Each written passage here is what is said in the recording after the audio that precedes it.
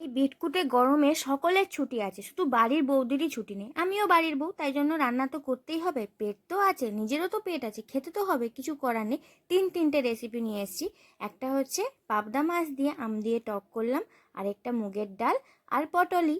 তো পটলিটা কিভাবে করছি অবশ্যই দেখবেন।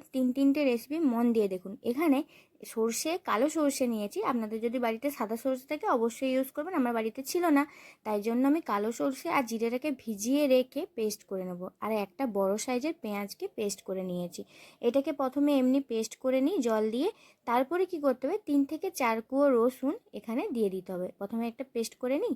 হ্যাঁ, তারপরে কি করব, ছেঁকে নেব। এই যে কালো সর্ষেটা না, এর ঝাঁঝটা অতিরিক্ত, এই জন্য আমার শ্বশুরমশাই একদম খেতে পছন্দ করে না।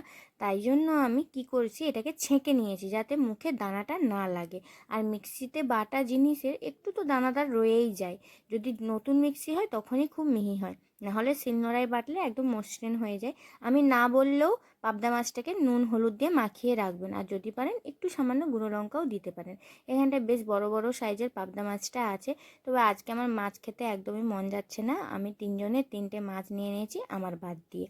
তো এখানটায় পাবদা মাছগুলো বেশ বড় সাইজ, আমি নুন হলুদ মাখিয়ে ভেজে নিয়েছি সর্ষের তেলেতে। আর আপনারা যদি চান তাহলে রিফাইন তেলেও ভাজতে পারেন।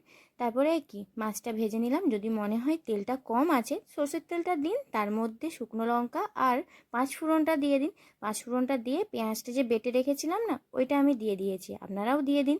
তারপরে আর কি বেশ ভালো করে ভাজা ভাজা টাইপের হয়ে গেলে, আমের যে আমটা ছিল, আমটা আমি কোথা থেকে নিয়ে এসেছি বলবো, আমাদের গাছের যে ছোটো ছোটো আমগুলো আছে না, ওইখান থেকেই নিয়ে এসেছি। আর ওগুলো কি ফেলে দিব বলুন, ওর কিন্তু সেন্ট আমার বড় আমের থেকেও বেশ ভালোই লাগে। বেশ সিদ্ধ সিদ্ধ টাইপের যখন হয়ে আসবে, তখন এখানটায় আমি ওই যে সর্ষে বাটাটা ছিল ওটা দিয়ে ঢাকা দিয়ে দিয়েছি। আর অবশ্যই ঢাকাটা দেবেন, ওর একটা স্মেল থাকে। তারপরে আমার শাশুড়ি মা এটা বলেন যে এটা ঢাকাটা দিয়ে দিলে তিতোটা অনেক কম লাগবে, বুঝতেই পারবে না। তো ওই জন্য ওনার ট্রিকটা আমি ফলো করি, আর সামান্য নুন দিয়ে দিয়েছি। আর বাটার সময় অবশ্যই নুন আর লঙ্কা দিতে পারেন। আমি নুনটা দিয়েছিলাম, বলতে ভুলে গেছি, কিন্তু লঙ্কাটা দেয়নি আমার ছেলেটা খাবে বলে। তো এখানটায় চিনিটা সামান্য দিলাম। আমি প্রত্যেকটা রেসিপিতে একটু করে সামান্য চিনি দিই, কারণ একটা মানে মিষ্টতা ভাব থাকে, সেই রেসিপিটা একটু খেলে অন্যরকম একটা ফ্লেভার আসে, তার জন্য সবাই দিয়ে থাকেন আমি জানি। তো একটু হালকা হালকা ভেঙে ভেঙে গেছে মাছগুলোকে ফুটিয়ে নিয়ে দুটো কাঁচা লঙ্কা দিয়ে দিলাম। আর শেষে যদি কারি পাতা বাড়িতে থাকে অবশ্যই দেবেন, যদি না থাকে তাহলে গাছ থেকে তুলে আনেন, আমি জানি পাড়ার কারো না কারো কাছে আছেই। আর যদি কোনো গ্রামের মধ্যে না থাকেন আপনারা, তাহলে তো বাজারে অবশ্যই পাওয়া যায়, সে প্রত্যেকটা মার্কেটেই। তো এখানটায় একটু নুনটা টেস্ট করে নিলাম, নুনটা এখানে ঠিক আছে আমার। তাহলে দেখুন আমার ফাইনাল লুকটা। আর কারি পাতাটা অবশ্যই কিন্তু দিতে ভুলবেন না, অসাধারণ হয় এই রেসিপিটা, অবশ্যই বাড়িতে ট্রাই করবেন।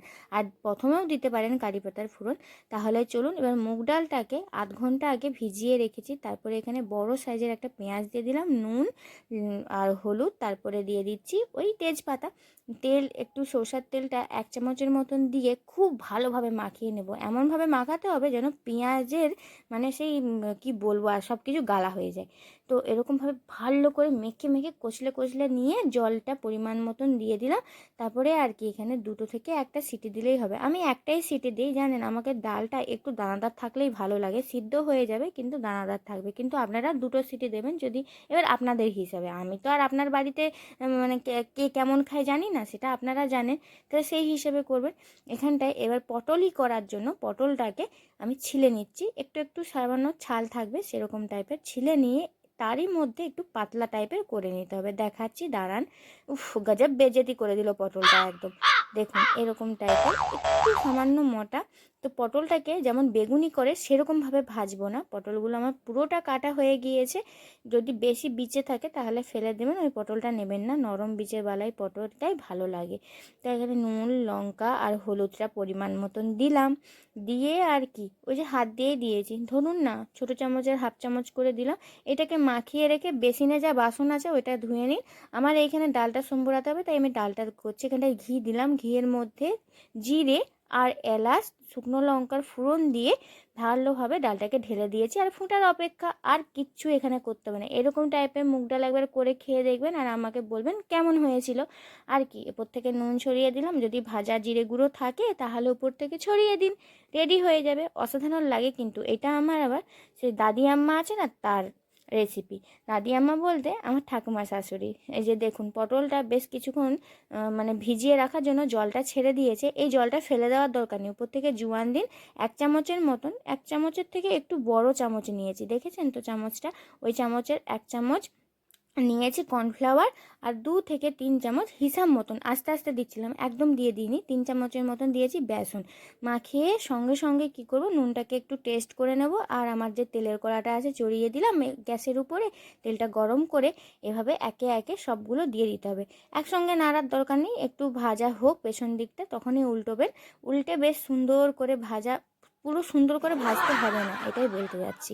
তো অর্ধেক ভাজা হবে আর তুলে নেবেন। তারপরে বাকি যে পটলগুলো আছে ওইটাও ভাজতে চড়িয়ে দিন। কেন বলছি, এই রকমভাবে পটলটা একবার ভেজে দেখবেন, অসাধারণ লাগে। আপনার বাড়ির লোক আপনার ফ্যান হয়ে যাবে রান্নার। সত্যি কথা বলতে এটা খুবই ভালো লাগে, পটলের পাত পকোড়া। পয়াকার নয় কিন্তু, ঠিক আছে, পটলের পাত পকোড়া বলে এটাকে। তো মা করে খাওয়াতো আমাদেরকে, মনে নেই, মায়েরও হয়তো আর মনে নেই, কিন্তু আমার মনে আছে। খুব ভালো লাগে এরকম, মানে ডুবিয়ে না ভেজে এরকম বেসনে মাখিয়ে, যেমন পেঁয়াজি মাখে না, সেরকমভাবে যদি মেখে খান, অবশ্যই করে দেখুন, আমি বলছি ভালো লাগবে। তো এখানটায় আমাকে দেখুন ভাতটা গজব বেজেতি করে দিল। কেমন এরকম দেখুন, এই যে চারিদিকটা একটু ভাতটা সুন্দর করে স্টাইল করে সাজাতে গেলাম, সাইড থেকে একটু খুলে গেল। কেমন লাগে বলুন তো, ভালো লাগে একদম অভদ্র মানে ভাতটা। তো এখানটায় আমি পাবদা মাছের একটু রস রস টাইপের রেখেছি। আমাদের ঘরে আবার ডাল না হলে চলেই না, তো ওই জন্য ডালটা করতেই হয়েছে। আর এই ঠান্ডাকালে একটু মুগের ডালটা ঠান্ডাকাল বলছি, গরমকালে মুগের ডালটাই খাওয়া ভালো। তো এখানটায় আমার সব কিছু রেডি হয়ে গেছে। সত্যি এক থালা ভাত কিন্তু এটা চলে যাবে, বিশ্বাস করুন। আসবো আরও একটি ভিডিও নিয়ে। ভালো থাকুন আর সুস্থ থাকুন, আর নেক্সট ভিডিও দেখার জন্য অপেক্ষা করুন।